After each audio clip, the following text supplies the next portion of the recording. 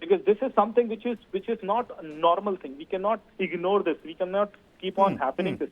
So I'm sure that they'll definitely have some reputational losses, or the share market will definitely crash, and this will lead to multiple things eventually. Right. It will change their IT infrastructure. They'll think for alternative options. So all these kinds of things will start now, and this might be the objective of attackers. This might be the objective of APT groups, because they are not just targeting Microsoft. They are targeting US. Right on. So this is an attack. This is an attack on US economy in a way. So I'm sure that the investigation will find some of these kind of objectives, the why this would have happened and who would have done this eventually. But I'm sure that this is going to result many such changes in future in our IT infrastructure.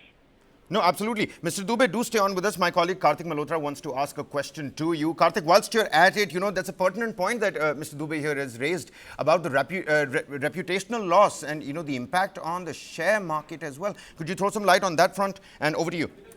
Right. So, at this moment, obviously, the US markets are closed, Kabir. They're fast asleep, so there isn't going to be an immediate direct impact on the Microsoft stock right now. And my assumption is, given the scale of the operations of the company and the kind of, resources and wherewithal they have when it comes to the talent pool, they should be able to resolve this issue before the markets open in the US. But even as they open, obviously, this is a news trigger which is going to give some jitters to the market. So we don't know, what the impact of those jitters is going to be when it comes to the stock price of Microsoft. But at this moment, I think, a larger question is that we haven't seen no outages or zero fail-safe services, even from companies like AWS. And I remember about 2 years back or so, AWS also reported a server failure, and there were multiple services, including Instagram and WhatsApp, which were out at that time. And I remember a similar anchor at that time as well, that is this an external attack or is this a technical glitch? My only challenge this time around, Kabir, is that if the blue screen of death is happening at the enterprise level for cloud users as well as the retail users at a simple PC or laptop level, it definitely seems like a coordinated attack.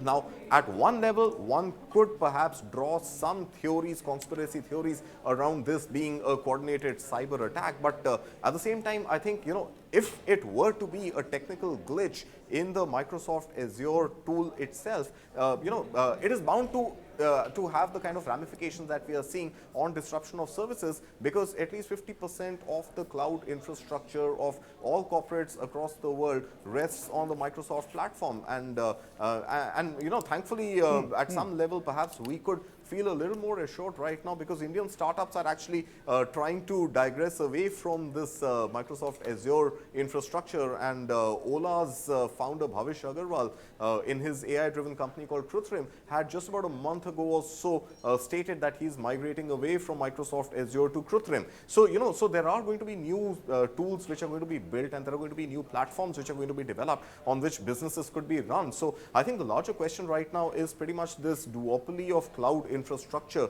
which needs to be challenged with the emergence of new players, so that across the world you don't have a simple incident of a single service being hacked into or being attacked willingly or unwillingly, impacting operations across retail, across airports, across flights, across retail. And also the flashes that I'm seeing that even the 911 service in the US has been disrupted at the moment. So emergency services getting hit at some level. I'm sure reports of hospitals not being able to admit or discharge patients, or not being able to consult with their partners across the world. These critical services are also likely to be impacted if the issue is not resolved soon. So I think the larger question to Microsoft at this moment is that, are there not enough firewalls in place? Are there not enough anti-hacking, infiltration of miscreants into a service as large as Microsoft Azure?